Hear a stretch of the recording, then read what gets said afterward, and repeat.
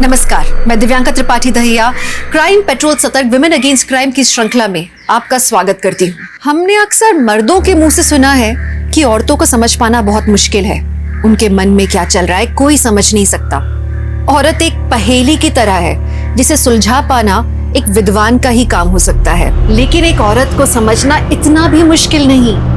एक औरत को सिर्फ और सिर्फ प्यार और सम्मान चाहिए। आज की कहानी भी एक ऐसी औरत की कहानी है जिसकी पूरी जिंदगी बहुत बड़ी लड़ाई थी, सम्मान की लड़ाई। उसने औरत होने के हर रिश्ते को बखूबी जीने की कोशिश की, लेकिन उसे मौत के घाट उतार दिया गया और उसकी मौत के साथ उसकी जिंदगी से जुड़े अनेकों रहस्य उजागर होने वाले थे। अब ये केस पुलिस के लिए चुनौतियों से भरा हुआ था और ये औरत पुलिस के लिए एक सबसे बड़ी पहेली बनकर सामने आने वाली थी। अगर ये मुट्ठी बंद हो तो इसमें क्या है किसी को पता नहीं चलता। एक नहीं, देख, अगर मेरा हुनर किसी को पता नहीं चला तो मेरे जीने का क्या फायदा होगा, क्योंकि अगर इंसान को उसका मकसद नहीं मिलता तो उसके जीने का कोई फायदा नहीं होता है। पहेलियां मत बुझा, क्या है साफ साफ बोल। आई, ये सर्टिफिकेट मुझे मेरी सिलाई क्लासेस से मिला है और ये कुर्ता देख रही, ये मैंने खुद डिजाइन किया है और इसमें भी मुझे फर्स्ट प्राइज मिला है। अच्छा, तो देख, बहुत अच्छा है। ये तो अच्छी बात है, फिर समस्या क्या है तेरी? आई, इस पूरी वाड़ी में मेरे हुनर को समझने वाला कोई भी नहीं है। देख, अगर मैं शहर जाऊंगी वहां मेरा खुद का बुटीक होगा, लोगों की लाइन लग जाएगी। आई, फिर इसमें तो कहां से कहां पहुंच जाएगी। एक बार तू ज्यादा उड़ मत बाबा, ज्यादा उड़ मत। एक बार तेरी शादी हो जाए ना तो फिर तेरा मर्द जो चाहे वो तू कर।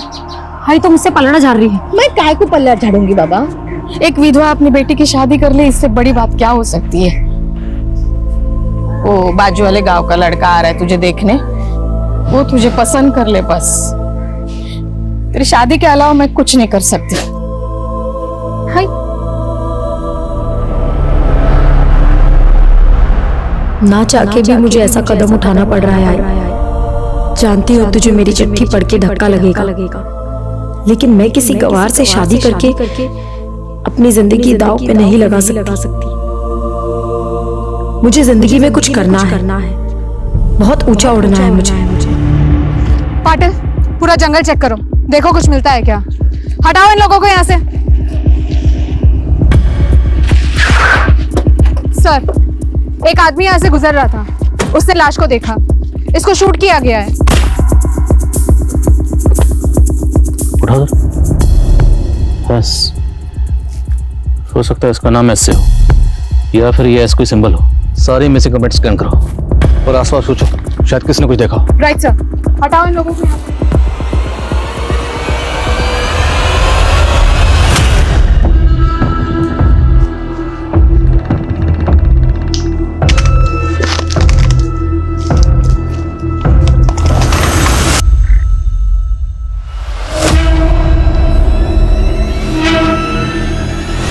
शिनाख्त कोई लीड? नो सर, इसकी कहीं कोई मिसिंग कंप्लेंट फाइल नहीं हुई है। इसकी तस्वीर सभी अखबार में दो, शायद कोई पहचान के लिए सामने है। जी सर।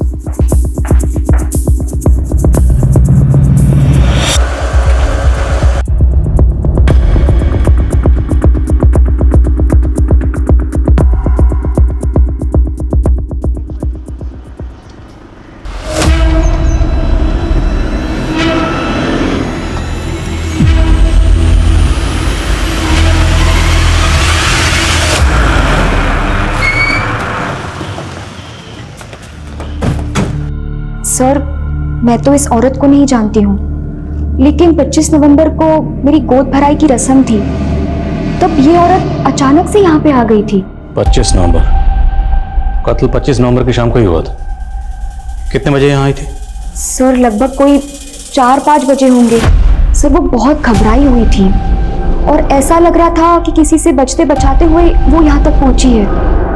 उसने मुझसे मदद मांगने की भी बहुत कोशिश की सर, लेकिन सर ये औरत यहाँ से अचानक से चली गई। सर, मैं तो उसके पीछे पीछे दरवाजे तक गई थी, पर वो यहाँ पर नहीं थी, लेकिन एक ब्लू वैन को मैंने यहाँ से जाते हुए देखा था। Blue van?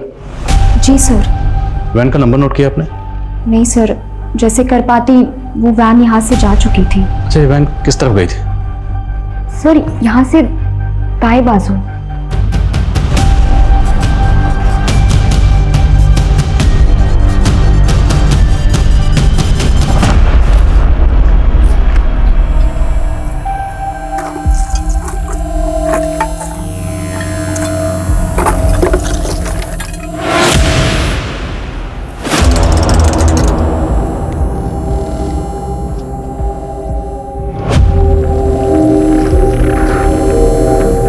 खाने को देगा हैं?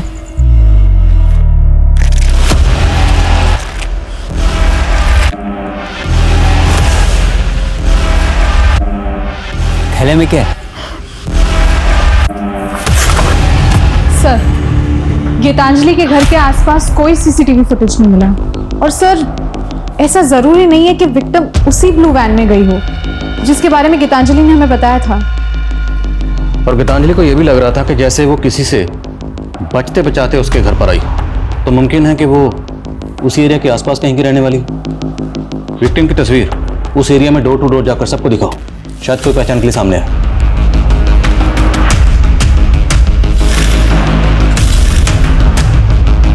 इसका नाम तो स्मिता है, हमारे यहाँ काम करती थी। करीब 1 हफ्ता से काम पे नहीं आ रही थी। अभी आपसे पता चला कि उसका मर्डर हो गया है। ये स्मिता रहती कहाँ थी? मैडम एड्रेस तो नहीं मालूम, लेकिन मोती नगर के ठाकुर चाल वाली गली में कहीं रहती थी। कब से काम कर रही है यहाँ पे? 1.5 महीने पहले आई थी काम ढूंढती हुई। ये मेरा सर्टिफिकेट है। मैंने सिलाई का पूरा कोर्स किया हुआ है। मुझे सिलाई, बुनाई, कढ़ाई सब कुछ आता है। स्मिता का मोबाइल नंबर दो। उसने मोबाइल नंबर नहीं दिया था, कह रही थी कि मोबाइल खो गया। पाटिल, मोती नगर और ठाकुर चौल में पता करो, ये स्मिता रहती कहाँ थी? उसकी किसी के साथ दुश्मनी? इतना तो नहीं पता, लेकिन एक दिन जब मैं दुकान आया तो वो एक आदमी से झगड़ रही थी। तुम्हारी दिक्कत क्या है? तुम्हें समझ में नहीं आता क्या? मैंने कहा था ना, मेरा तुमसे कोई वास्ता नहीं है। आज के बाद ना तो मेरे घर पे आना और ना यहाँ आना। चलो निकलो यहाँ से। सुनीता, क्या हुआ? कौन था ये? संगीता ने उस आदमी के बारे में मुझे कुछ नहीं बताया। वो आदमी दिखता कैसा है बता सकते हो? 40-45 साल का उम्र था उसका।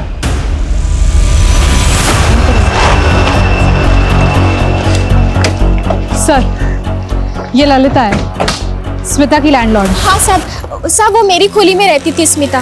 साहब मैंने उसे खोली भाड़े पर दी थी। बहुत अच्छी औरत थी साहब। यहाँ कब से रह रही थी?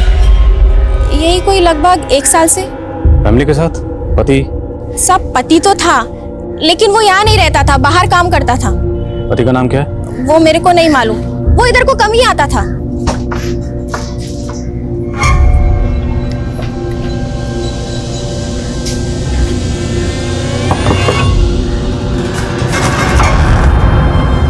जी?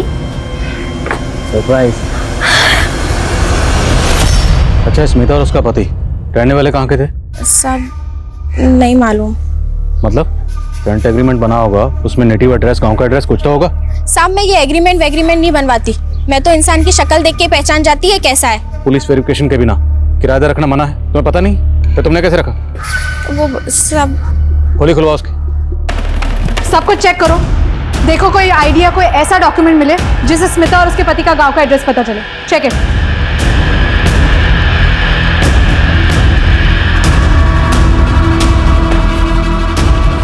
सर, सब कुछ चेक किया, कहीं कुछ नहीं मिला। न स्मिता का कोई आईडी, न स्मिता के पति से रिलेटेड कोई भी चीज। सर, कहीं ऐसा तो नहीं कि स्मिता का आईडी भी कहीं गायब करवा दिया गया हो? प्रोसेस से पता करो स्मिता किस किस से मिलती थी और उसकी खोली में कौन कौन आता जाता था।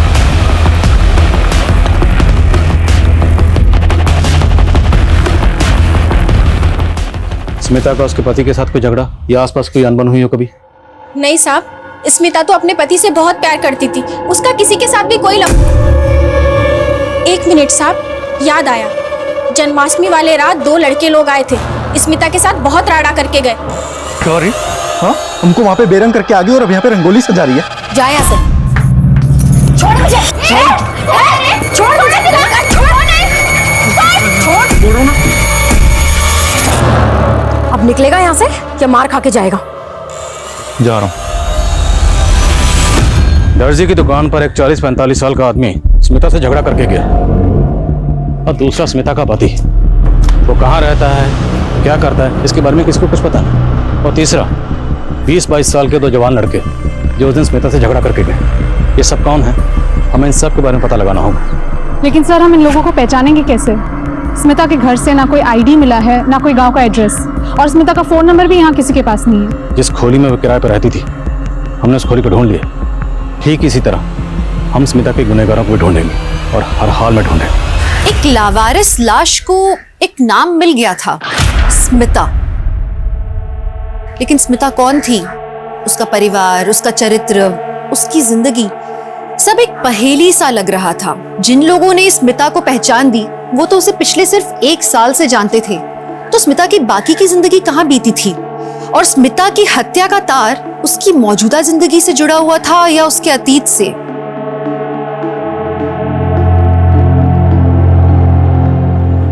माँ का रिश्ता ठुकरा के मैं अपनी नई जिंदगी लिखने जा रही थी, लेकिन इस जिंदगी ने हर कदम पे मेरा अलग ही अंजाम लिख रखा था।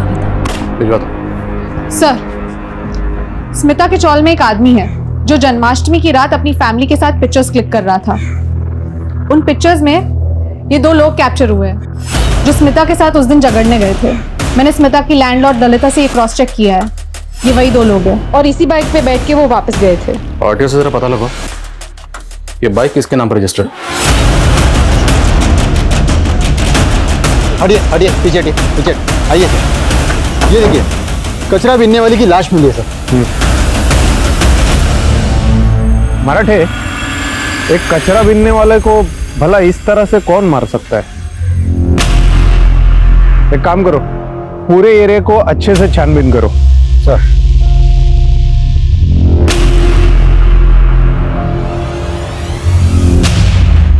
देख, शुरू शुरू में सबको ऐसा ही लगता है, कुछ नहीं तू कर पाएगा। चल।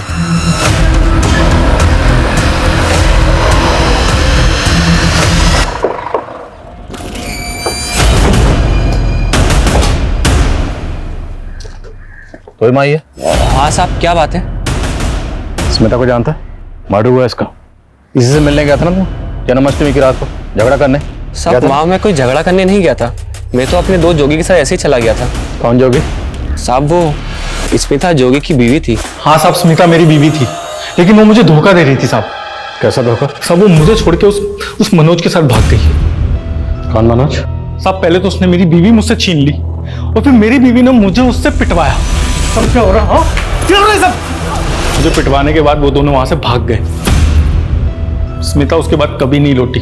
जन्माष्टमी की रात को इसके साथ धमकाने गया था ना स्मिता को? तो साहब मैं गया था, लेकिन मैंने उसको मारा नहीं साहब। साहब मैं आपको सच बता रहा हूँ, आप मनोज को पकड़ लो साहब। साहब वो सब बताएगा कि उसने स्मिता के साथ क्या क्या किया। कहाँ रहता है मनोज? साहब वो बोरीवली में।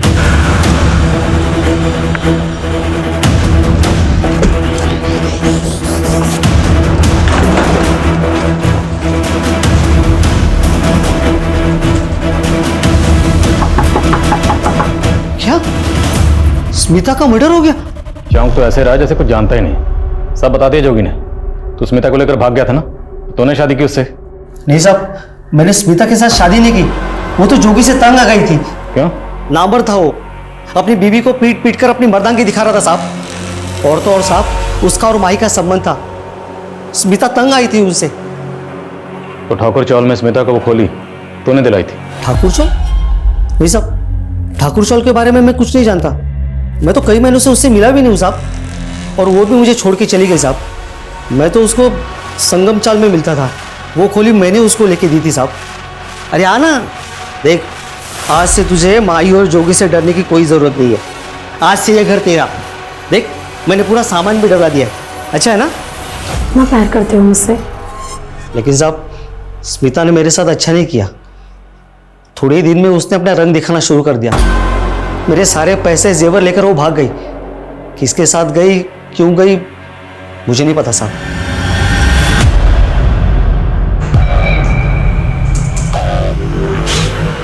मराठे, पता करो ये बच्चा कौन है जिसके हाथ में गन थी। सर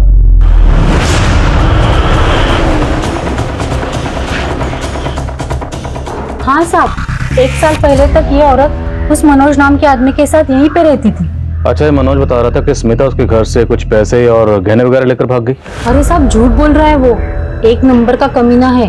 वो तो खुद अपनी बीबी को छोड़ के उस पे लट्टू हो गया था, और जब उसकी बीबी को पता चला तो उसने उसका जीना ही हराम कर दिया। अच्छा, मनोज की बीवी के अलावा स्मिता को यहाँ आसपास किसी और से कोई झगड़ा? नहीं साहब, लेकिन हाँ, एक बच्ची भी उनके साथ रहती थी।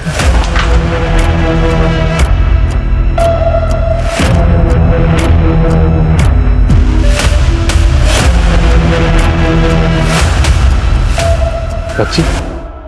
क्या लगती थी वो उनकी? वो सब पता नहीं। साहब आप ही बताइए, अगर कोई औरत किसी के पति को बहलाएगी फुसलाएगी तो बीवी चुप तो नहीं बैठेगी ना साहब, आरती तो नहीं उतारेगी ना उसकी। और वैसे भी अच्छा हुआ इसके साथ, भाग गई ना सब कुछ लेकर। भाग गई या तूने उसे भगा दिया इस दुनिया से? नहीं साहब, मैंने उसके साथ ऐसा कुछ नहीं किया साहब, आप लोग मेरे ऊपर शक मत कीजिए। हाँ, इसने अगर कुछ किया है ना तो डाल दो उसको जेल में। तू चुप कर रहा, क्या बोल रही है तू? तुम्हारे और स्मिता के साथ जो बच्ची रह रही थी वो कौन थी? साहब बच्ची? कौन बच्ची रे? कौन बच्ची? अरे बता रहे तो थे मुझे साहब, वो स्मिता की रिश्तेदार थी साहब। कौन थी? नाम क्या था? कहाँ की रहने वाली थी? उसका नाम कोयल था साहब। बस स्मिता ने मुझे उसका इतना ही बताया था। स्मिता और बच्ची के साथ रह रहा था, तो तुझे नहीं पता वो बच्ची कौन थी? सब सच बोल रहा हूँ साहब, मुझे कुछ नहीं पता साहब।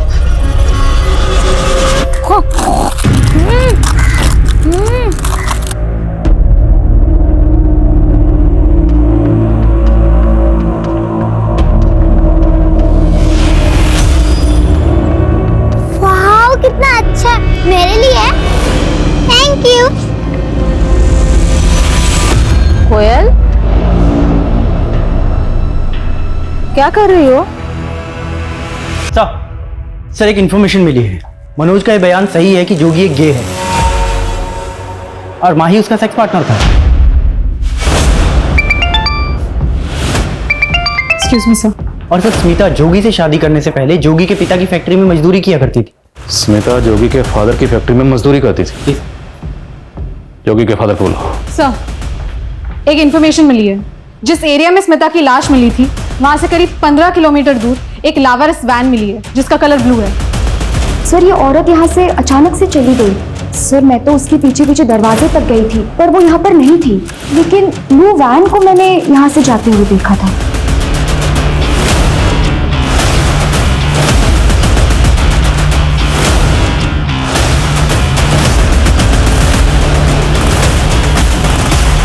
सर, वैन की नंबर प्लेट तो गायब है। गाड़ी की चेसी नंबर से आरटीओ में पता करो कि वैन किसके नाम पर रजिस्टर्ड है। गीतांजलि को शक था कि स्मिता को किसी ब्लू वैन में ले जाया गया था। हो सकता है वही ब्लू वैन। और फ्रेंसिक को बुला। Right sir. हाँ सर, स्मिता मेरी फैक्ट्री में काम करती थी और जोगी को स्मिता पसंद थी, वो उससे शादी करना चाहता था, इसलिए मैंने उसको एक दिन अपने घर मिलने के लिए बुलाया। देख बेटा स्मिता, मैं सिर्फ इतना बोल सकता हूँ कि मेरा बेटा तुम्हें हमेशा खुश रखेगा। वो तुमसे बहुत प्यार करता है। क्यों, करेगा ना शादी? तो आपने स्मिता को अपने बेटे के बारे में सब कुछ साफ साफ बताया था? उसे बताया था कि आपका बेटा जोगी गे है? सर मैं माही को जोगी से दूर करना चाहता था। पहले बदनामी बहुत हो रही थी, इसलिए मैंने स्मिता को। स्मिता रहने वाली कहाँ की थी? उसका एड्रेस? सर स्मिता हमारे फैक्ट्री की मजदूर थी और कभी उसने कोई पेपर हमें दिए नहीं और मैंने भी उससे नहीं मांगा, और फिर बाद में उसने मेरे बेटे को छोड़ भी दिया था। स्मिता ने आपके बेटे को छोड़ा इसलिए तो दर्जी की दुकान पर आप उससे झगड़ा करने गए थे? नहीं सर, ऐसा कुछ भी नहीं था। जब से स्मिता जोगी को छोड़ करके गई थी मैं उससे कभी भी नहीं मिला, बल्कि जोगी और माही को लेकर के मैं।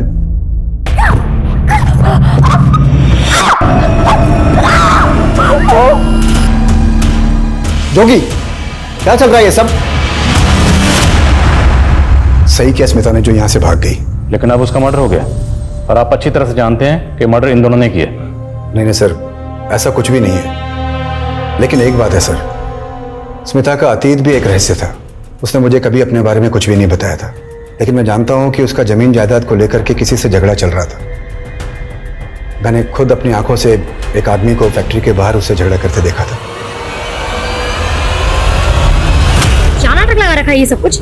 हाँ, समझ में नहीं आता है क्या? मैंने कहा ना मुझे तुमसे कोई लेना देना नहीं है। मेरे आगे पीछे डोलना बंद करो तुम। अरे ऐसे कैसे लेना देना नहीं है? इतनी सारी जमीन जायदाद है दारी में, वो क्या ऐसे ही छोड़ देगी? चल मेरे साथ दारी, चल। छोड़ो मुझे, मैंने कहा ना मुझे तुम्हारे साथ नहीं जाना है, निकलो यहाँ से। सर दारी के किसी जमीन जायदाद के बारे में उन दोनों में झगड़ा हो रहा था। दारी? हाँ हाँ आ रहा हूँ ना। अरे पहले मालवानी जाऊंगा, उसके बाद नए गाँव आऊंगा। कितना टाइम लगता है नए गाँव आने में? हाँ चल रखता हूँ अभी।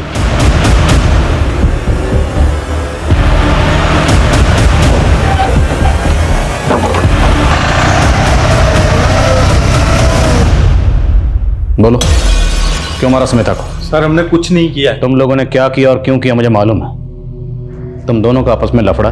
अस्मिता पति कबाब में हड्डी, इसलिए उसे मारा ना?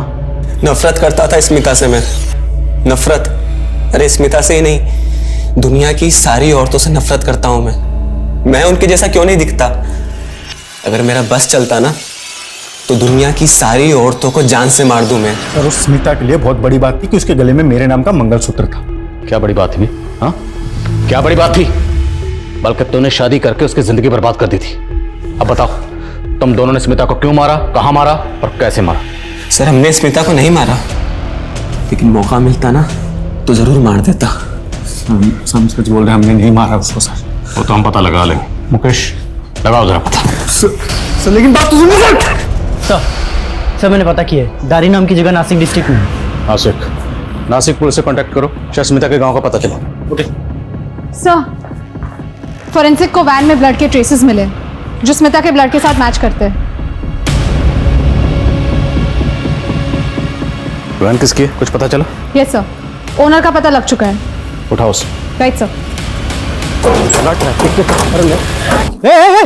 अंदर कैसे आया तू? क्या कर रहा था? नहीं मुझे नायगांव ही जाना था। ये नायगांव ही है ना? नएगांव जाना है? गेड़ा समझा मेरे को? गेड़ा समझा? चोरी का साहब मेरा इस सबसे लेना देना हो ही नहीं सकता। वैन तो मैंने कब की भेज दी थी। वैन तो अभी तुम्हारे नाम पर। साहब इसकी डिलीवरी नोट तो मैंने कब की उसके पास भेज दी थी। उसकी ज़ेरॉक्स कॉपी मेरे पास है साहब। उसने कहा था कि वो अपने नाम पे ट्रांसफर करवा लेगा। था कौन वो आदमी? साहब वो मैंने इंक्वायरी नहीं किया साहब उसके बारे में, लेकिन अच्छी कीमत दे रहा था साहब, इसलिए थोड़ा लालच आ गया साहब। चेहरा देखा था? स्केच बनवा सकते हो? नहीं साहब इतना तो ध्यान नहीं है साहब। हाँ लेकिन सामने आएगा तो पहचान लूंगा साहब। ठीक है जा। सर स्मिता दारी की रहने वाली है, उसके ऊपर एक केस भी चल रहा था वहाँ। कैसा case? Abetment of suicide. Smita का पति विक्रम, उसने सुसाइड किया था। स्मिता का पति? एक और पति?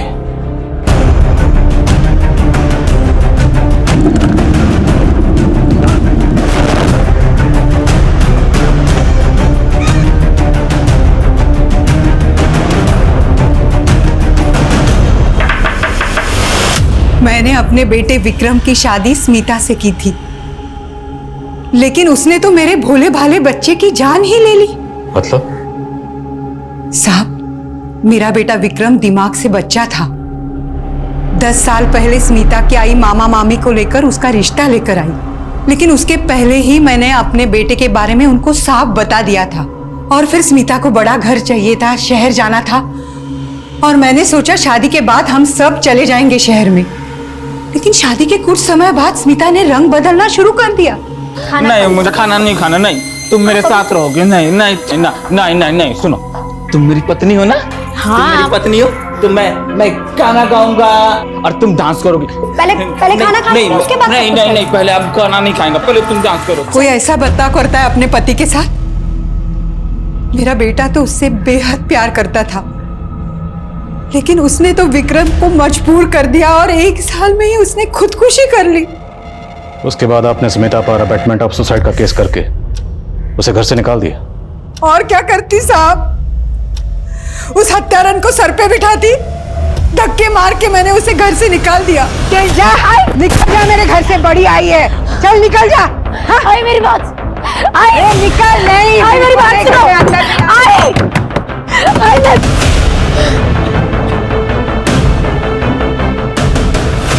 वैसे विक्रम के गुजरने के बाद कानूनी तौर पर इस प्रॉपर्टी पर उसकी पत्नी का भी हक था, स्मिता का। उसका? कैसे? मेरा बेटा चला गया, उसका हक चला गया। स्मिता की मां कहाँ रहती है?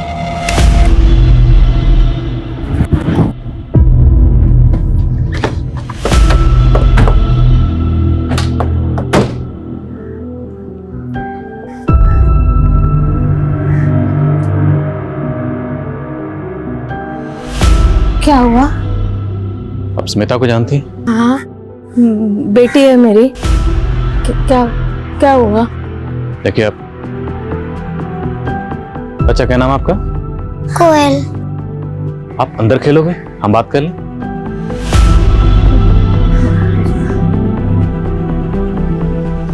काय झालं? आपकी बेटी स्मिता अब इस दुनिया में नहीं रही।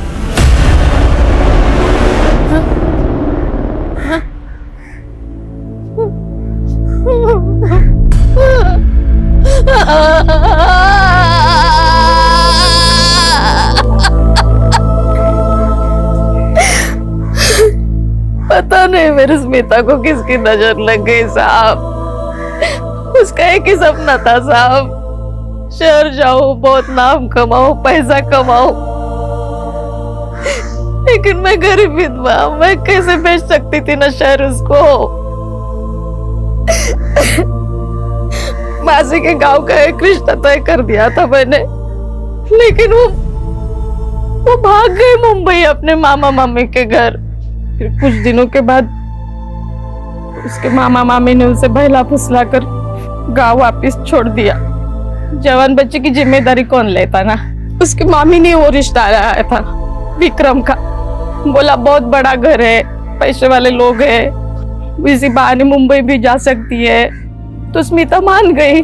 मामी ने बोला लड़का भोला है, लेकिन ये नहीं बोला कि लड़के का दिमाग बच्चे का है। मेरी स्मिता खुश नहीं थी साहब उसके साथ, फिर भी निभा रही थी अपनी शादी। और फिर विक्रम के मौत के बाद उसके घर वालों ने उसे बाहर निकाल दिया और फिर सब लोग ताने देने लगे उसको। फिर उसे सूरज से प्यार हो गया। सूरज? हाँ, बहुत प्यार करता था साहब उससे। उसके लिए कुछ भी कर सकता था वो। उन दोनों ने शादी कर ली। उनके 2 बच्चे भी हुए, कोयल और प्रज्वल। फिर उसके बाद वो नायगांव शिफ्ट हो गए। वहां सूरज को दारू की लत लग गई साहब। फिर घर में मारा पीटी होने लगी। एक दिन सूरज का मर्डर हो गया। आपको यही लगा कि प्रज्वल ने अपने बाप सूरज को मार दिया। प्रज्वल मतलब स्मिता और सूरज का बेटा? हाँ। फिर उसे वो सुधार गृह भेज दिया गया। फिर स्मिता कोयल को लेकर मुंबई चली गई साहब। लेकिन मुंबई में भी वो कोयल के साथ किसी ने जबरदस्ती करने की कोशिश की। कोयल के साथ जबरदस्ती? हाँ साहब। फिर स्मिता कोयल को यहाँ छोड़ के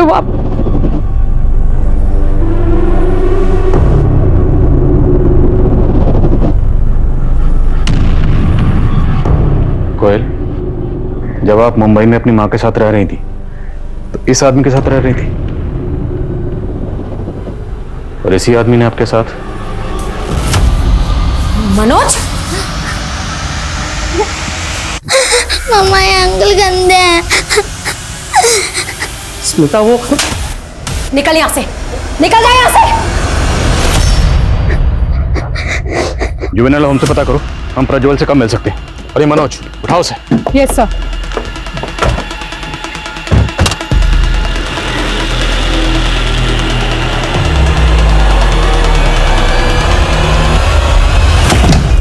तुझे सुधार गृह से भाग के नहीं आना चाहिए था बाबा। क्यों आया तू? मैं क्या तुम नानी, मुझे पैसे चाहिए। पैसा काय के लिए राजा? बदला लेना है मुझे। हम में से ज्यादातर लोग अपने अंदर और बाहर 2 अलग अलग जिंदगियां जीते हैं, जो जिंदगियां आपस में कभी मेल नहीं खाती।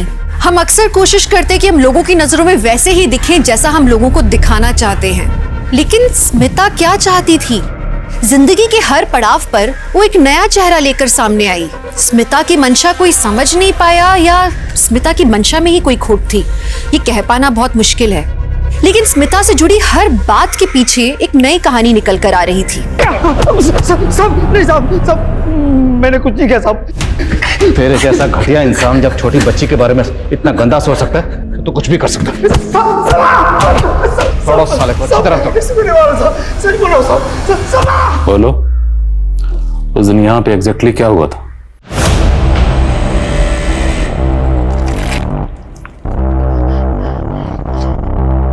थैले में क्या है?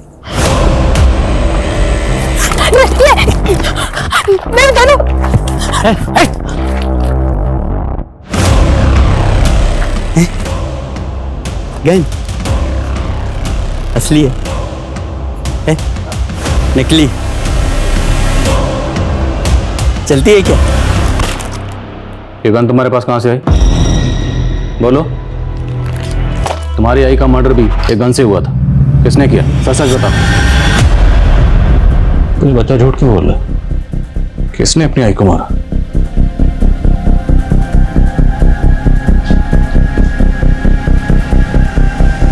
प्रज्वल, आपने हमसे झूठ क्यों कहा कि आपने अपनी आई को मारा? देखो, हमने पता लगा लिया आपने अपनी आई को नहीं मारा, फिर भी हमसे झूठ क्यों बोला? किसी ने आपको डराया, धमकाया? किसी ने मुझे नहीं डराया, पर आई के मौत का जिम्मेदार मैं ही हूं। अगर मैं उसके साथ होता तो वो जिंदा होती। पर आपने अपनी आई को नहीं मारा, राइट? नहीं। तो आपने अपने बाबा को क्यों मारा? बोलो, क्या हुआ था? हम सब बहुत खुश थे, आई, बाबा, मैं और कोयल। आई हम सबका अच्छे से ख्याल रखती थी, लेकिन फिर बाबा नशा करने लगे, आई पर गुस्सा करने लगे। आई बहुत रोती थी, पर कभी किसी को कुछ नहीं कहती थी। फिर एक रात जब मैं अपने दोस्तों के साथ खेलकर घर आ रहा था, तब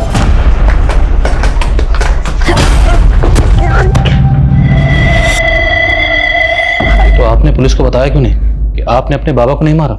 मैंने बताया पुलिस को कि मैंने नहीं मारा है, फिर भी वो लोग मुझे ले गए। लेकिन उस आदमी के बारे में पुलिस को क्यों नहीं बताया? क्योंकि मैं उस आदमी का ढंग से चेहरा देख नहीं पाया। वो आदमी कौन है मुझे नहीं पता था तब। मैंने बस उसके जूते देखे थे, और फिर जब मैं सुधार गिरे से भागकर नानी के घर गया, तब मैंने देखा कि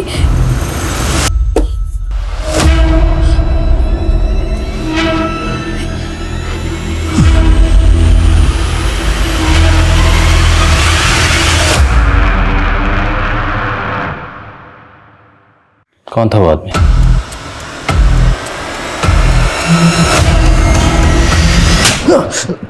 बोल, ये सब क्यों किया? करीब 14 साल पहले स्मिता अपना घर छोड़कर मुंबई आई थी अपनी शादी से बचने के लिए सर। तभी वो मुझे भाग गई थी, लेकिन उसकी मामी ने उसे वापस घर भेज दिया। स्मिता को तब उतना समझ में नहीं आता था, लेकिन मैं सब समझती थी।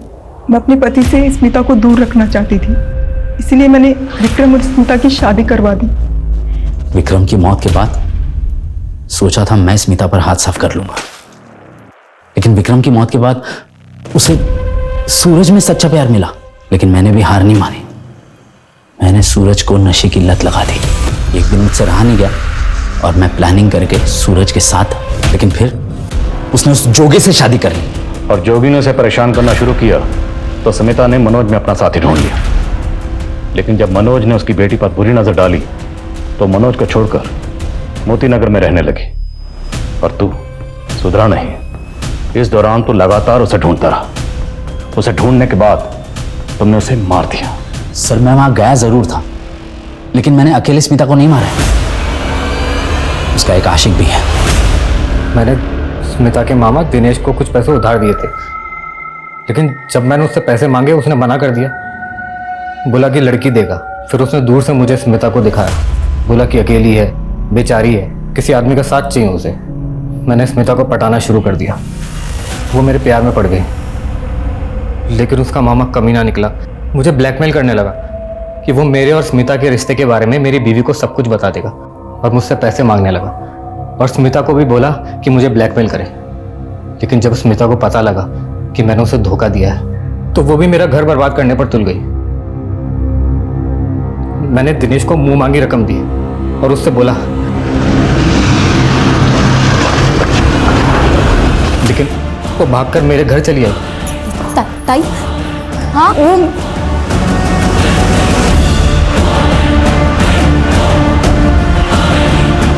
दिनेश, इसे स्मिता का खेल खत्म कर। तुझे जितने पैसे चाहिए मैं दूंगा। अगर कोई सफलता चाहता है तो वो अपनी किस्मत को नहीं कोसता, बल्कि नई किस्मत लिखने के लिए लड़ता है। स्मिता भी अपनी जिंदगी को एक खुशहाली का मुकाम देना चाहती थी। एक अकेली औरत का हर मर्द हमदर्द बनने को तैयार रहता है, लेकिन जब कोई औरत अपनी अलग पहचान बनाने की कोशिश करती है तो उसका मददगार बनने की जगह उसके इर्द गिर्द के मर्दों के अहम को ठेस पहुंचती है। स्मिता भी एक खुशियों से भरी अच्छी जिंदगी चाहती थी। वो लगातार अपने स्वाभिमान के लिए लड़ना चाहती थी, लेकिन उसने क्या किया? वो अपनी किस्मत की लकीरों को खुद बार बार बिगाड़ रही थी, एक ही इंसान पे भरोसा करके, अपने मामा पर। उसने कानून का दरवाजा नहीं ठकठकाया और उसी की तरह उसकी मामी ने भी गलती की।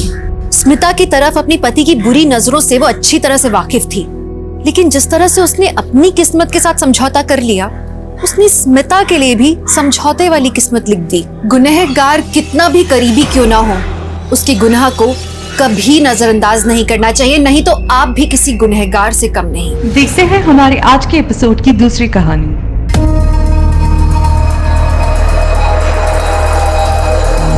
आ गई हीरोइन। पता नहीं कहाँ से आती है और कहाँ जाती है।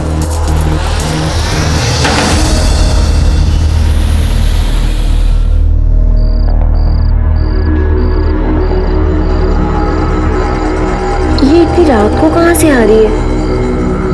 ऐसा क्या काम करती है?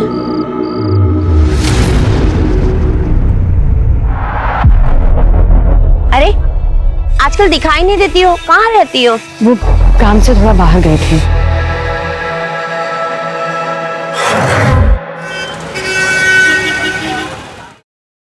हेलो, हाँ हाँ हम समझ गए, आते हैं अभी।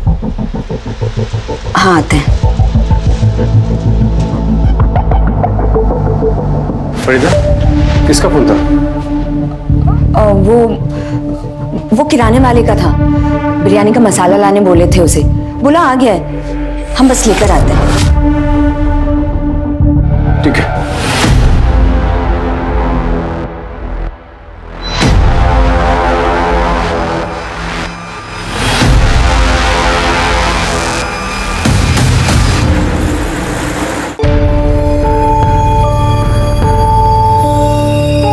अरे बाहर जा रही हो क्या काम से?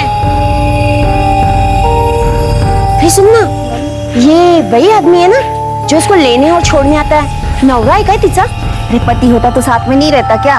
पता नहीं क्या है, शहर से बाहर जाना तो एक बहाना है। का धंधा वंदा करती होगी।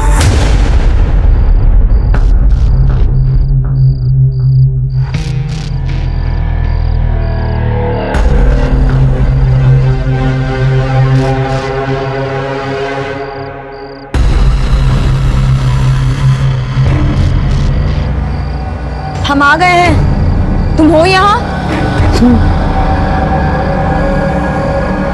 ये लो, अपना ख्याल रखना।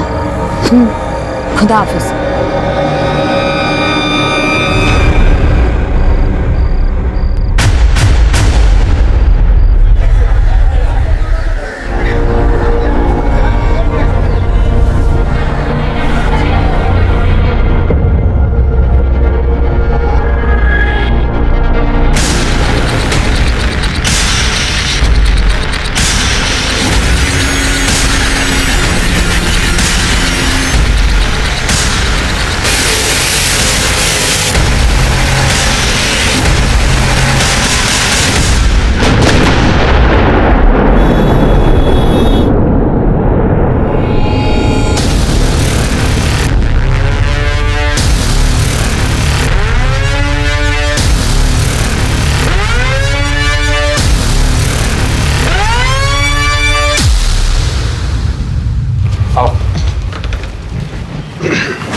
आमना, रियाज, ये देखो अम्मी तुम्हारे लिए क्या लाई है। मिठाई तुम्हें पसंद है ना? हमें भी लड्डू खिलाइए।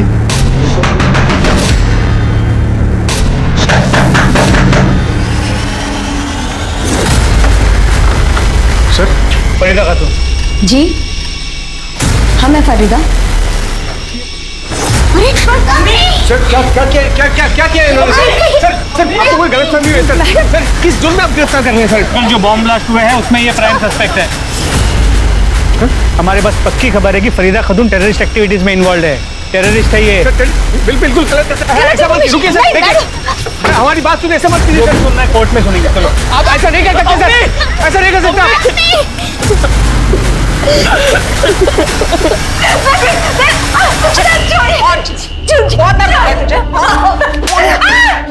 लोगों के बारे में सोचा जो बॉम्ब ब्लास्ट में मारे गए, बच्चे तक मरे उसमें। बता कौन कौन इन्वॉल्व है तेरे साथ? कहां से? सच बता, बोल। नहीं जानती अब क्या करूं। सर हम आपके हाथ जोड़ते हैं सर। सर फरीदा बेकसूर है सर। ये आप क्या कर रहे हैं सर? सर उसने कुछ नहीं किया है सर। सर हम यहीं के हैं सर, कहीं बाहर से नहीं आए हैं। 15 साल पहले हमारा निकाह हुआ था फरीदा से। देखिए सर, ये हमारे पास पेपर्स भी है, मैरिज सर्टिफिकेट, वोटर्स कार्ड, आधार कार्ड और ये पैन कार्ड सब है हमारे पास। आपको कोई गलतफहमी हुई है सर? हमें कोई गलतफहमी नहीं हुई है। इंटेलिजेंस गलत नहीं हो सकती। पर ये क्या आई कार्ड और पेपर्स दिखा रहे हो जो फरीदा ने फेक बनवाए? अगर तुम उसके पति हो भी ना तो इतना समझ लो, फरीदा बॉम्ब ब्लास्ट में इन्वॉल्व है। सर वो बेचारी तो झारखंड से बाहर किसी को जानती तक नहीं है। मंसूर, तुम्हारी जानकारी के लिए बता दूं कि फरीदा का फ्लैट है जिसकी तलाशी लेने पर पता चला कि पूरा टेररिस्ट मटेरियल से भरा पड़ा है। उसके पास इतना अकल का ये सब कुछ करे सर। आप हमारी बात का यकीन कीजिए। एक बार आप कागजात तो देखिए सर। देखिए कागजात देखिए, आपको यकीन हो जाएगा कि हम सच बोल रहे हैं सर। देखिए ठीक है, इसकी जांच करेंगे। अगर असली निकले तो सोचा जाएगा। जब तक आप कागजात जांच करेंगे तब तक रिहा कर दीजिए फरीदा को। उसके बाद हम आपको। तुम्हें समझ में आ रहा है हम क्या कह रहे हैं? किस केस में इन्वॉल्व है वो? देखिए हमारी बात का यकीन मानिए, हमको एक बार बड़े साहब से बात करने दीजिए, वो हमारी बात समझेगा। बड़े साहब यहाँ नहीं है, बाहर गए हुए हैं ट्रेनिंग पर, जल्दी वापस नहीं आएंगे। अब यहाँ से जाइए, हमें हमारा काम करने दीजिए। फरीदा खातून, फरीदा खातून, फरीदा खातून, फरीदा खातून को फांसी दो, फांसी दो, फांसी दो, देशद्रोहियों को फांसी दो, फांसी दो, फरीदा खातून को फांसी दो, फांसी दो, आतंकवादियों को फांसी दो, फांसी दो। हाँ सर, मंसूर भाई और फरीदा भाभी तो दोनों अच्छे लोग हैं। कितने साल से देख रहा हूँ, कभी किसी से झगड़ा तक नहीं किए। फरीदा बेचारी घर गृहस्थी संभालने वाली सीधी सादी औरत है। ये सब क्या तमाशा हो रहा है, कुछ समझ में नहीं आ रहा है। क्या बताएं क्या है। एक रात तो हम खुद उसको चुपके से दबे पांव बाहर जाते हुए देखे थे। कहाँ गई थी कुछ पता है? उस शहर के बाहर गोल मैदान है ना, उस रात को फरीदा को हमारे पति ने मैदान के पीछे जाते हुए देखा था। गोल मैदान क्यों गई थी बता, बोल। ये लो। चली मतलब तू गई, अभी मुझे जवाब देने के बजाय मुझसे सवाल पूछ रही। क्यों? बता देंगे तो उसको बॉम्ब से उड़ा देगी तू? हाँ? इस फरीदा खातून की पूरी details, call records, mobile locations सब निकालो। फरीदा खातून की उसी ओरिजिनल आधार कार्ड की कॉपी जो सिर्फ फरीदा खातून के पास हो सकती है, मीरा रोड के उस घर में मिली, जिसके बिना पे उसे बॉम्ब ब्लास्ट केस में आरोपी बनाया गया है, टेररिस्ट एक्टिविटी में इन्वॉल्व पाया गया। आधार कार्ड की फोटोकॉपी मिलना कोई बड़ी बात नहीं है इंस्पेक्टर। और आप ये भी अच्छी तरह से जानते हैं कि इंटरनेट का कितना मिसयूज हो रहा है आजकल। ये जरूर हो सकता है कि किसी ने फरीदा का आधार कार्ड चुराया हो।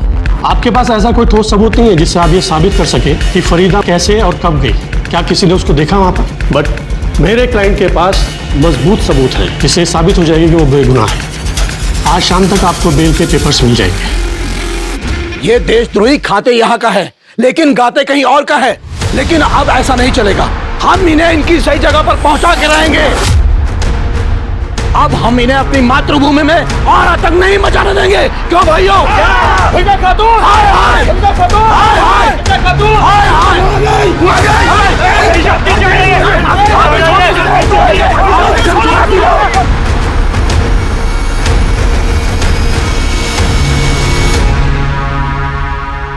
सर फरीदा के कॉल रिकॉर्ड्स में उसके पति मंसूर और बेटे रियाज के अलावा और कुछ नंबर मिले हैं जिन पे अक्सर बात होती है। सर और एक नंबर मिला है जिन पे 15 दिन में एक आध बार बात होती है और वो भी मंसूर के नाम पर है। मंसूर का दूसरा नंबर?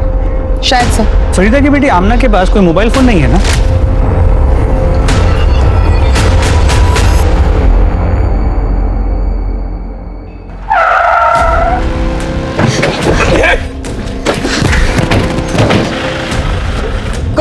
कौन हो आप लोग? हमें जाने दो ना। करता देखो, ये आतंकवादी हमको अटका रही है। अभी बताते हैं तुमको। हम पर आदत आती है, तेरे जैसे हर देशद्रोही का हाथ तोड़ने का हिम्मत रखते हैं हम। सर, फरीदा की मोबाइल लोकेशन से ज्यादा कुछ हाथ नहीं लगा है, क्योंकि उसका लोकेशन अक्सर उसके घर का या उसके आसपास के एरिया का था। शायद एक आध बार शहर के बाहर गई है, लेकिन वो भी गोल मैदान जैसी जगह पर। और ऐसी जगह जाना कोई अजीब बात है नहीं, क्योंकि मार्केट, स्कूल सब वही है। हो सकता है फरीदा ने जानबूझकर ऐसी जगह सिलेक्ट की हो जिस पे कोई शक ना करे। हो सकता है ये सब कुछ उसके ट्रेनिंग का हिस्सा हो। ना बेटा, रो मत। नहीं, कुछ नहीं, कुछ। फरीदा खातून, बाहर निकलो। उधर देख, तुम उधर देखो। जाओ,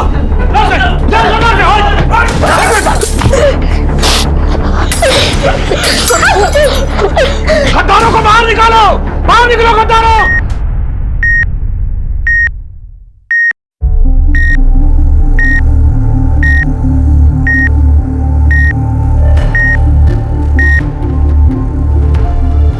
डॉक्टर मैडम, तबीयत कैसी है फरीदा की? ये तो अच्छा हुआ कि आप उन्हें टाइम पर यहाँ ले आए। फरीदा को घर कब ले जा सकते हैं? कम से कम 2-3 दिन लगेंगे। एक बार रिकवर हो जाए फिर आप इन्हें ले जा सकते हैं। डॉक्टर साहब, फरीदा खत्म कैसे? खुदा के वास्ते आप झूठी हमदर्दी दिखाना बंद कीजिए सब। आप ही लोगों के झूठे इल्जाम की वजह से हमारा परिवार इस हाल में है। आपको तो ये देख के तकलीफ हो रही होगी कि फरीदा बच कैसे गई, है ना? मंसूर जी, हमारी आपसे कोई निजी दुश्मनी नहीं है। हम सिर्फ अपना काम कर रहे हैं और आपकी हिफाजत भी हमारा काम है। इसलिए आज के बाद से 2 कांस्टेबल हमेशा आपके घर के बाहर रहेंगे, ताकि आज जो हुआ है वापस ना हो। वाह साहब वाह, पहले वो भूखे भेड़ियों के सामने हमें फेंक दिया और अब बचाने का नाटक कर रहे हैं। नहीं चाहिए सर, हमें आपकी कोई हमदर्दी नहीं चाहिए। हमारा अल्लाह हमारे साथ है, वो सब देख रहा है, और सबको देख रहा है साहब, वो इंसाफ करेगा। समझ गए आप?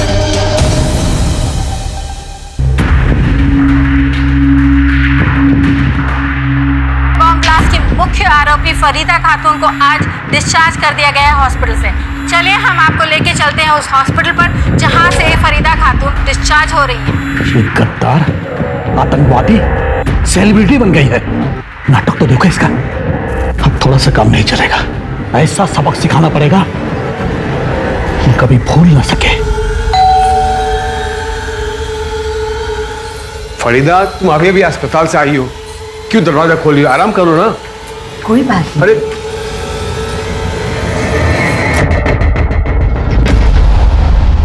नहीं, हमें आज रात ही मिलना होगा। जैसे हालात हैं, कल का कोई भरोसा नहीं। सर, हमारी बीवी फरीदा और हमारी बेटी अमना सुबह से गायब है सर। पूरा घर ढूंढा पर वो लोग कहीं नहीं मिले सर। हम आपके हाथ जोड़ते सर, उनको ढूंढ लीजिए सर प्लीज। आपने उन दोनों को आखिरी बार कब देखा? सर, जब हम सोने गए थे कमरे में तब देखा था। जब सुबह आँख खुली तो फरीदा रूम में नहीं थी सर, और हमको लगा कि घर के कामकाज में लगी होगी। फिर पूरा घर ढूंढा तो पता चला कि फरीदा ही नहीं, बेटी भी गायब है सर। अमना, आपने फरीदा का फोन चेक किया? अपने साथ ले गई है या घर पे रखा है? लगता है ले गई होगी, क्योंकि घर में हमें फोन नहीं मिला और हमने फोन लगाया भी, फोन बंद आ रहा है सर। सिंह, इनकी कंप्लेंट इमीडिएटली लिखवा लो। आप इनके साथ जाइए। सर, कहीं ऐसा तो नहीं कि बेइज्जती और बदनामी की वजह से वो घर छोड़ के चली गई हो, या फिर उसने आत्महत्या कर ली हो? क्योंकि इसके पहले भी उसने सुसाइड करने की कोशिश की थी। अगर उसने आत्महत्या की है तो उसकी बॉडी कहीं ना कहीं तो मिलेगी, लेकिन अगर बॉडी नहीं मिली तो दूसरी पॉसिबिलिटी ये है कि फरीदा सच में टेररिस्ट और वो फरार हो। लेकिन सर, अगर फरीदा सच में टेररिस्ट है और फरार हुई है तो वो अपनी बच्ची आमना को लेकर क्यों जाएगी? फरीदा के फोन के पिछले 1 महीने के कॉल रिकॉर्ड से मोबाइल लोकेशन निकालो, हो सकता है उससे कुछ हेल्प हो जाए। Sir,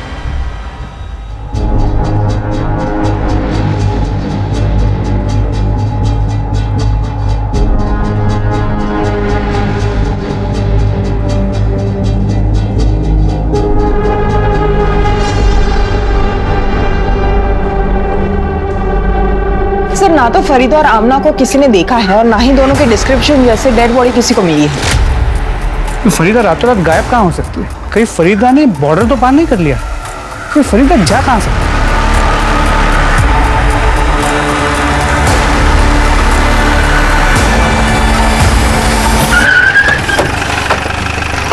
welcome back sir. Training कैसी रही? ट्रेनिंग के बारे में बाद में बात करेंगे, पहले फरीदा खातून का क्या केस है वो बताओ। सर, जिस दिन से फरीदा और आमना गायब हुए हैं उस दिन से हम फरीदा का फोन ट्रैक कर रहे हैं। सभी जगह तलाशी मिली लेकिन कोई लीड नहीं मिली। सर, फरीदा के मोबाइल लोकेशन के अकॉर्डिंग उसकी लास्ट लोकेशन शहर के बाहर ओल्ड माइंस की दिख रही है।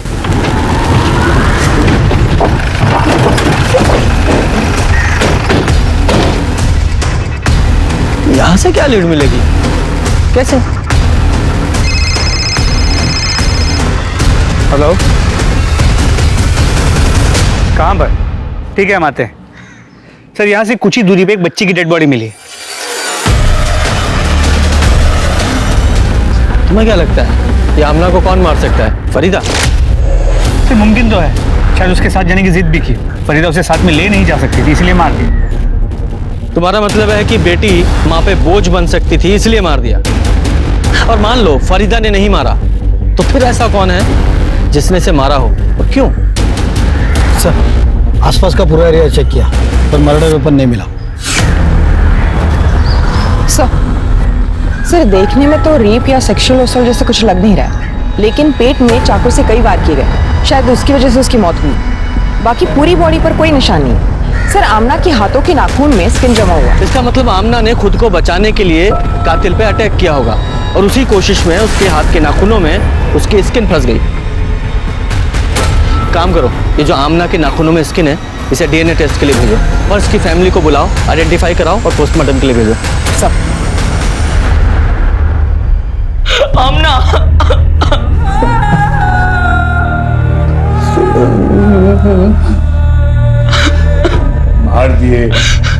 मार दिए हमारी बच्ची को। फरीदा को भी मार दिए होंगे ये लोग। नकली देशभक्त बने फिरते हैं, दूसरों की बहन बेटी की इज्जत उछालना, को जान से मार देना अपना हक मानते हैं। झूठी देशभक्ति के नाम पर मासूम लोग पर जुल्म करते, मार दिए बच्ची को। साहब, ये सूर्य कुमार उसका आदमी लोग सब हमारी बच्ची हमने फरीदा रियाज हम सबको सरेआम वजियत किया, सिर्फ देशभक्ति के नाम पे। ये जो कुछ भी बोल रहा है सच बोल रहा है? ये सब कुछ हुआ है इसकी फैमिली के साथ, वो भी देशभक्ति के नाम पर? जी सर, एक्चुअली सूर्य कुमार नाम के एक लोकल आदमी और उसके लोगों ने इसकी पूरी फैमिली को बहुत तकलीफ दी है। अरे कौन है सूर्य कुमार, और तुमने उसके अगेंस्ट कोई एक्शन क्यों नहीं लिया? इस सूर्य कुमार को उठाओ, आज ही इसका सूर्यास्त करते हैं। देखिए, हम अपना पर्सनल स्वार्थ के लिए कुछ नहीं किए, हम जो भी किए देश के लिए किए। अपनी गिरी हुई हरकतों और सड़ी हुई सोच को देशभक्ति के नाम पे मत छुपा। कानून हाथ में लेता है अपने। है कौन तू? कौन है? हे दरोगा, देखो हम बोल दे रहे हैं, हम पर हाथ मत उठाना वरना। उठाया हाथ, अभी लात भी चलेंगी और डंडे भी। क्या करेगा तू? क्या करेगा? क्यों मुंह काला करेगा उस बच्ची की तरह? देखिए, विश्वास कीजिए हमारा, हम बाकी सब जो बोले माने वो सब सही है, लेकिन हम किसी का मर्डर नहीं किए हैं। नहीं मारा तुमने। शर्मा, इसकी सारी डिटेल्स मुझे चाहिए, इसके कॉल रिकॉर्ड, इसकी मोबाइल लोकेशन, छोटी से छोटी हर चीज। पहले ही केस में इतनी कॉम्प्लिकेशंस है और बढ़ती जा रही हैं, समझ में नहीं आ रहा है। इसे सॉल्व करने के लिए इसे शुरू से देखते हैं। बम ब्लास्ट में फरीदा खातून इन्वॉल्व थी, ये इंफॉर्मेशन कहां से मिली? मुंबई पुलिस के बोरीवली मेन ब्रांच से। इसका मतलब मुंबई चलना पड़ेगा, शायद वहीं से पता चले ये फरीदा कहां है।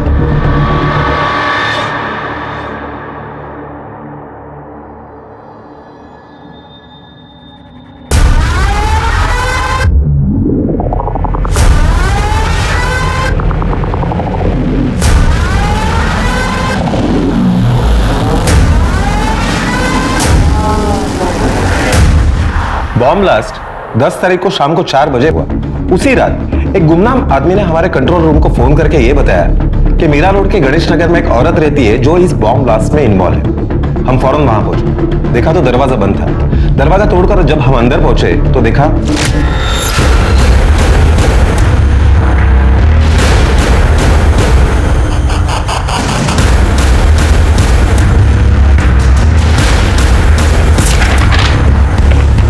फरीदा खातून, हजारीबाग, झारखंड। अहो साहेब, आम्हाला तिच्याबद्दल काहीच नाही माहिती। हाँ, आते जाते देखते थे उसको, आधी आधी रात को आती थी, एक आदमी आता था उसको छोड़ने के लिए। उसका क्या वास्ता था उससे वो नहीं पता हम लोग को। उस लड़के की शक्ल याद है? वो क्या है ना, कभी टोपी, चश्मा, हेलमेट लगाता था ना, तो कभी उसका चेहरा नहीं देखा। वो औरत है ना, यहाँ भाड़े पे रहती थी और किसी से वास्ता नहीं रखती थी। जी हाँ सर, फरीदा खातून मेरे ही घर में रेंट पे रहती थी। वैसे कभी मैंने उसका चेहरा देखा नहीं, क्योंकि उसका चेहरा हमेशा ढका हुआ रहता था। उसके साथ जो रेंट का एग्रीमेंट किया था, उसका रजिस्ट्रेशन करवाया था आपने? जी हाँ सर, मैं चालू काम तो कभी करता ही नहीं। ये उस औरत की रेंटल एग्रीमेंट की कॉपी है, जिसमें उसका चेहरा साफ साफ दिखाई दे रहा है। इन्हीं सब इंफॉर्मेशन के बेसिस पर हमने फरीदा खातून के नाम पर अलर्ट जारी करवाया, जिसे आप लोगों ने भी कंफर्म किया। हमें लगता है कि बॉम्ब ब्लास्ट करने के बाद वो तुरंत झारखंड भाग गई। देखिए सर, हम ये नहीं कहते कि आपकी इन्वेस्टिगेशन गलत है, लेकिन इससे सिर्फ इतना प्रूव होता है कि जिस औरत ने वो घर रेंट पे लिया था वो फरीदा खातून थी। लेकिन हमारी इन्वेस्टिगेशन में ये बात सामने आई है कि फरीदा कभी झारखंड के बाहर गई ही नहीं और फिलहाल गायब। गायब? कहाँ गई वो? IDs madam, IDs IDs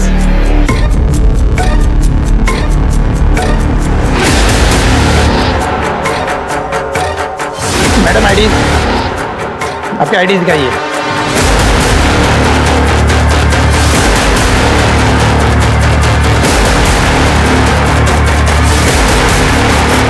Farida Khatoon, you are under arrest. तो मुंबई में तो कुछ नहीं मिला, अब फरीदा को यहीं तलाश करना पड़ेगा। जी सर, पर सर आमना की पोस्टमार्टम रिपोर्ट से ये पता चला है आमना की मौत 14 अक्टूबर की रात 12:30 से 3 बजे के बीच एक्सेसिव ब्लीडिंग की वजह से हुई। सर ब्लीडिंग की वजह वो मल्टीपल स्टैबिंग के वुंड्स ही है। जिस रात फरीदा और आमना गायब हुई उसी रात आमना का मर्डर हो गया। ये आमना के नाखूनों में फंसी जो स्किन थी उसकी डीएनए रिपोर्ट आई? सर अब तक नहीं, लेकिन जल्दी आ जाएगी। ये आमना की तो डेड बॉडी मिल गई, लेकिन फरीदा कहाँ है ये नहीं मिल रही है। सर फरीदा पकड़ी गई है, टीवी पे लाइव दिखा रहे। जैसा कि आप मेरे पीछे देख सकते हैं, ये है फरीदा खातून, जिसे बॉम्ब ब्लास्ट में मास्टरमाइंड कहा जाता है। हमारे जाबाज पुलिस वाले और फौजियों ने उन्हें इंडियन बॉर्डर क्रॉस करने से पहले ही अरेस्ट कर लिया। हेलो, हाँ ठीक है, ले आइए। फरीदा खातून को यहाँ ला रहे हैं। याद दिला दे कि वही फरीदा खातून है जिसका हाथ ब्लास्ट में था। इसने कई मासूम लोगों की जान ली है। ये देशद्रोही है, आतंकवादी है, एक गद्दार औरत है जो भारत छोड़कर नेपाल जाने की फिराक में थी, लेकिन कामयाब नहीं हो पाई।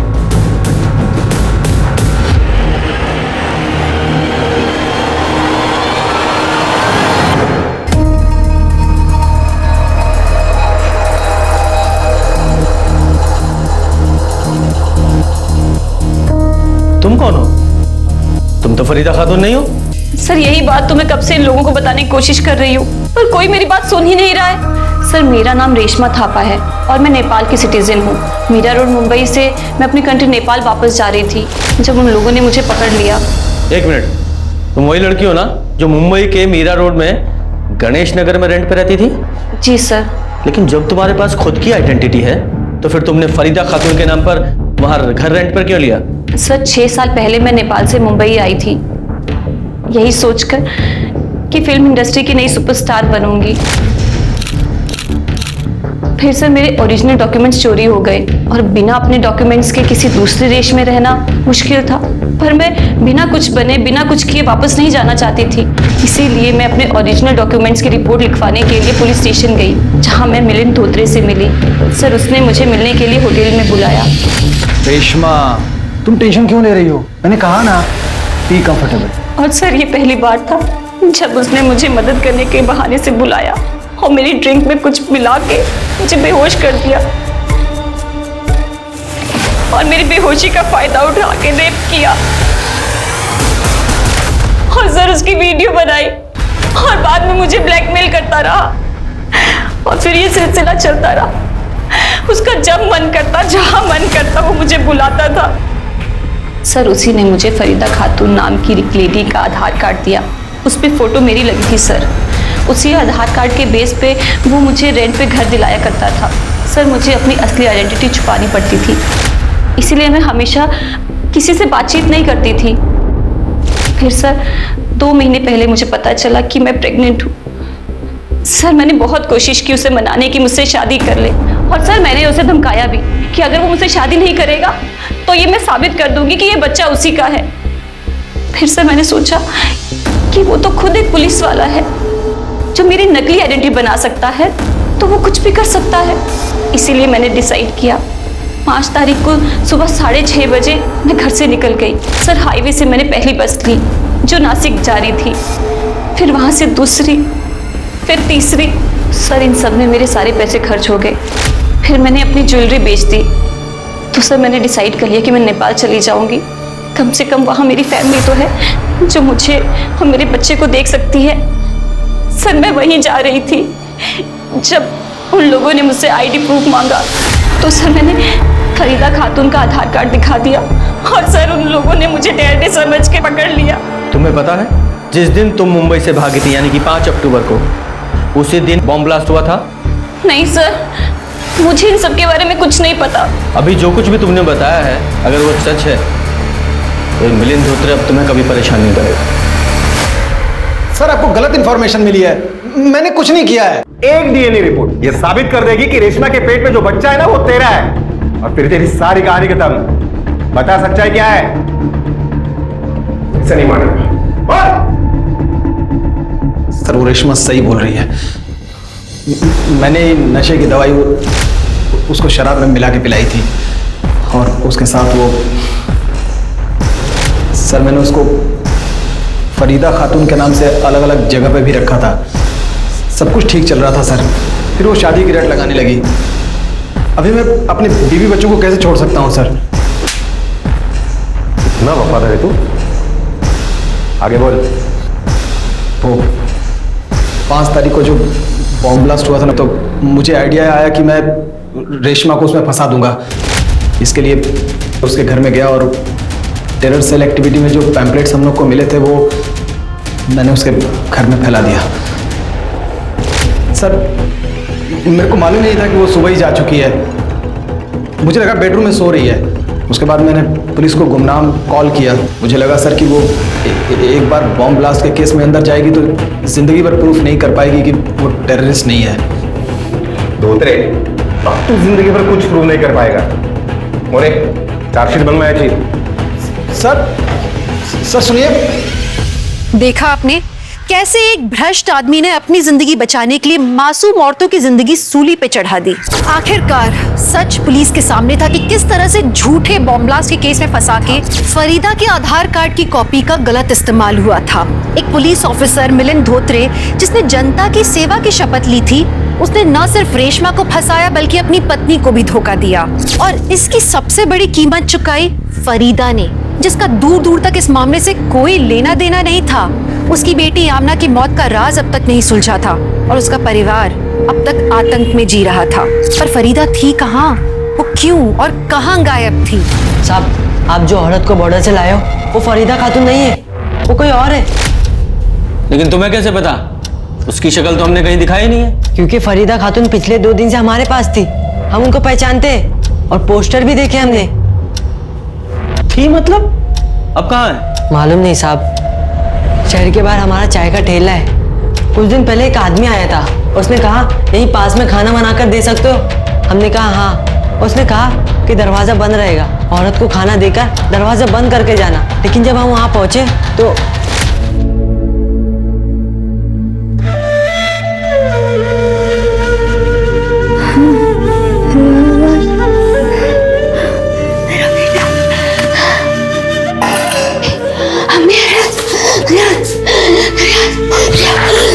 खाना रखा है, खा लेना। हम 3 दिन तक उसको खाना देते रहे, लेकिन उस औरत की हालत बिगड़ती जा रही थी और हम समझ गए वो आदमी उसके साथ गलत कर रहा है। और हमको रियाज बोलती थी और एक बात बड़बड़ाती रहती थी कि हमने को मार दिया, हमने को मार दिया।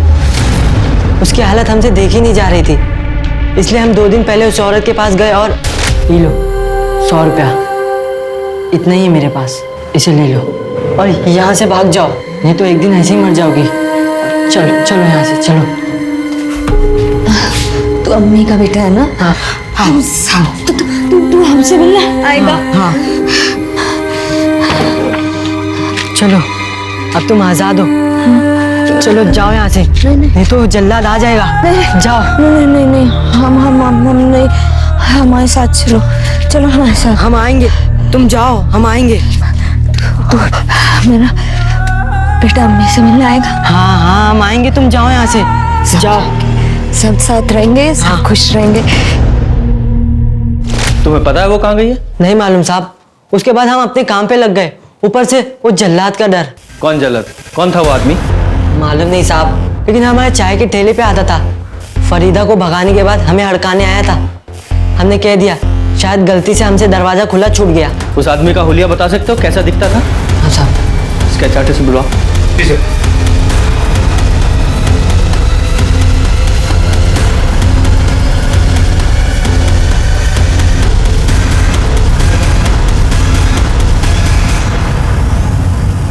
पक्का यही आदमी? हाँ साहब यही था, और माथे पे एक लाल टीका भी था। तेरा ही आदमी है ना ये? नाम क्या है इसका? कौन है ये? तो हम। अरे तेरे ही यहाँ का टाइम नहीं है, नाम बोल। बलराज मिश्रा। बलराज मिश्रा है। कहाँ मिलेगा ये? फरीदा कहाँ है? कहाँ रखा है तूने उसे? वो तो भाग गई। कहाँ है, कहाँ गई, हमको कुछ नहीं पता। मतलब तू मान रहा है कि तूने उसे किडनैप किया था? कहाँ से किडनैप किया था तूने उसे? हैं? कहाँ रखा था? सर एक रात हम घर जा रहे थे तो हमने देखा कि सबके साथ झूठ मिला के बोल रहा है तू। आमना को क्यों मारा? क्यों मारा उसे? सर हम कसम खा कर है कि हमने कुछ नहीं किया। वो तो हमारे पहुंचने से पहले मर चुकी थी। हम तो खाली उस देशद्रोही गद्दार को अपने साथ ले गए थे। उसने बम ब्लास्ट और देश के साथ गद्दारी की थी, तो हम उसको सबक सिखाना चाह रहे थे। बस हम 10 दिन उसके साथ यही करते रहे। उसके बाद एक दिन भाग गई। शर्मा, इस पर फरीदा की किडनैपिंग और रेप का केस बनाओ और सूर्य कुमार को रिलीज कर दो।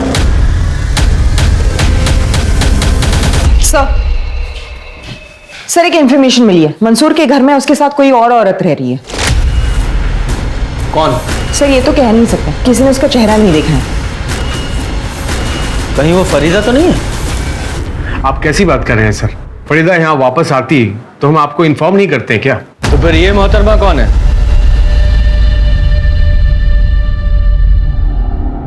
सर ये हमारी पहली बीवी जीनत है।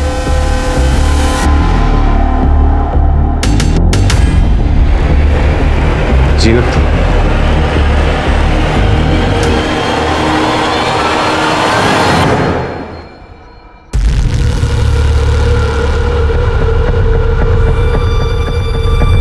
सर 15 साल पहले हम जीनत को तलाक दे दिए थे क्योंकि ये कंसीव नहीं कर सकती थी और हमें अपनी औलाद चाहिए थी, इसलिए हमने फरीदा से निकाह कर लिया। जी सर, फरीदा के गुमशुदा होते ही और आमना के कत्ल का पता चलते ही हम आ गए खैर खबर लेने। फरीदा घर से गायब हुई तो जीनत को बुला लिया। चल क्या रहा है ये तेरा? कहीं तूने ही तो फरीदा को गायब नहीं किया? सर कैसी बात कर रहे हैं सर आप? सर फरीदा के गुमशुदा होने और आमना के कत्ल का पता चला तो एक खैर खबर लेने घर आ गई। घर का छोटा मोटा काम कर देती है, खाना बना देती है और बच्चों का ख्याल रखती है। बस पूजा, जीनत की डिटेल ले लो। सर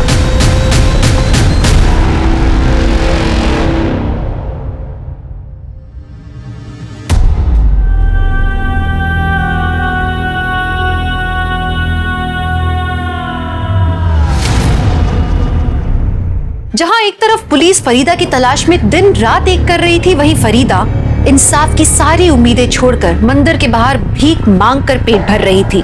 वही फरीदा जिसका एक हंसता खेलता परिवार था, जिसके नाम का एक मक्कार आदमी ने अपने फायदे के लिए गलत इस्तेमाल किया, जिसने उस पे देशद्रोही का स्टैंप लगा दिया।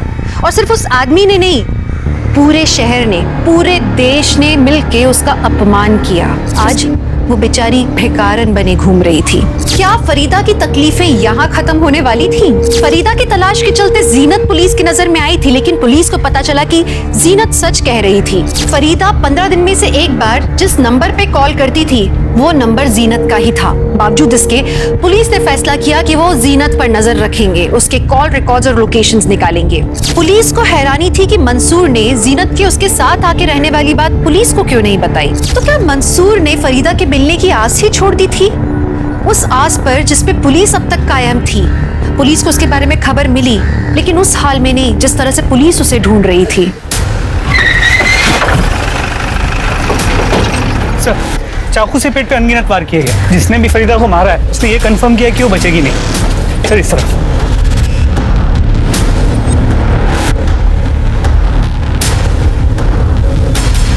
इसका मर्डर भी ठीक उसी तरह हुआ है जिस तरह से आमना का। ये दमयंती है, मंदिर के बाहर भीख मांग के अपना गुजारा करती है। सबका कहना यह है कि फरीदा सिर्फ इनके साथ ही बात करती थी। फरीदा के बारे में आप कुछ बता सकती हैं? ये कुछ दिन पहले यहाँ आई थी, मंदिर की सीढ़ियों पर बैठकर भीख मांगा करती थी। साहब यहाँ के लोकल गुंडे हैं ना, उसको उतना ही पैसा रहने देते थे कि वो पेट भर के खा सके। बड़बड़ाती रहती थी कि आमला को मार डाला, आमला को मार डाला। वो रियाज को याद करती रहती थी। हमने पूछा भी, 2 दिन पहले अचानक उसने कहा कि मुझे फोन करना है।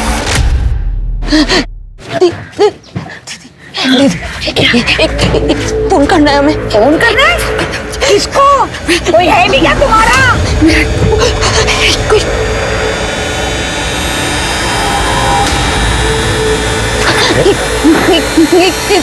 फोन करना भाई साहब, फोन करना दो ना भाई साहब, मुझे बहुत जरूरी फोन करना है भाई साहब, फोन करना। अच्छा ठीक है। किसको फोन किया था उसने? मुझे तो पता नहीं। अच्छा, आप बता सकती हैं कौन था वो आदमी जिसके फोन से फरीदा ने कॉल किया था? नहीं, मैं तो नहीं जानती हूँ। साहब, फरीदा ने किसके फोन से कॉल किया था मुझे क्या पता। हजारों श्रद्धालु आते जाते रहते हैं यहाँ पे। शर्मा, मंसूर से बॉडी आइडेंटिफाई करा के पोस्टमार्टम के लिए भेजो। सर,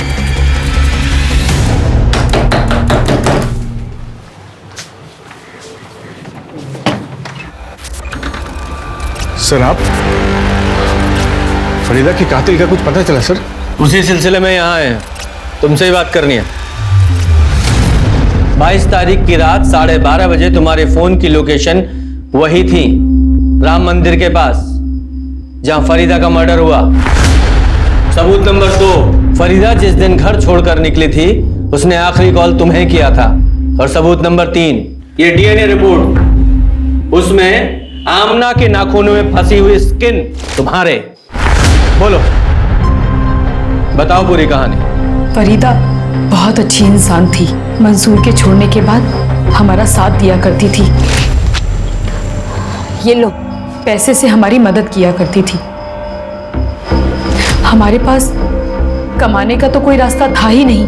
फिर जब वो टेररिस्ट दहशत कर बताई गई तो जेल गई, खुदकुशी करने की कोशिश अस्पताल गई।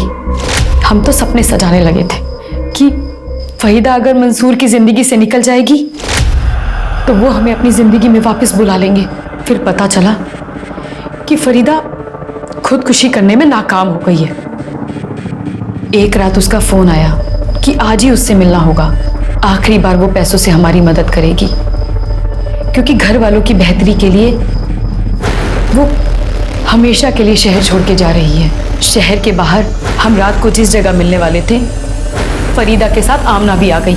तो हमें लगा उसने फरीदा को घर से निकलते देख लिया होगा, तो जिद करने लगी होगी, इसलिए वो उसे अपने साथ लेकर आ गई। तभी हमने फैसला किया कि हम इन दोनों को ही मार देंगे, कि वो खुद ही उसे जान से मार देगा। हम घर जाकर मंसूर के पास जाने की तैयारियां करने लगे। हमें लगा कि फरीदा तो अब तक मर चुकी होगी। फिर एक दिन उसका राम मंदिर से मंसूर के फोन पे फोन आया। मंसूर उस वक्त बाथरूम में थे। फोन हमने उठाया, बिना सोचे समझे बोले जा रही थी कि जीनत ने आमना को जान से मार दिया है और अब वो हमें भी मारना चाहती है। हम यहाँ राम मंदिर पे हैं, आके हमें ले जाओ। हमने बिना कुछ बोले फोन काट दिया और रात को राम मंदिर चले गए। अल्लाह और कानून दोनों तुम्हें सजा देंगे। फरीदा एक नेक इंसान थी जो अपने पति की तलाकशुदा बीवी के लिए फिक्रमंद थी, उसकी मदद कर रही थी। एक मासूम औरत जो अपनी घर गृहस्थी संभालने में लगी थी, बच्चों को पालने में लगी थी, उसका इतना अपमान हुआ, उसका बलात्कार हुआ, उसके साथ इतना अत्याचार हुआ, यहाँ तक कि उसकी हत्या भी कर दी गई।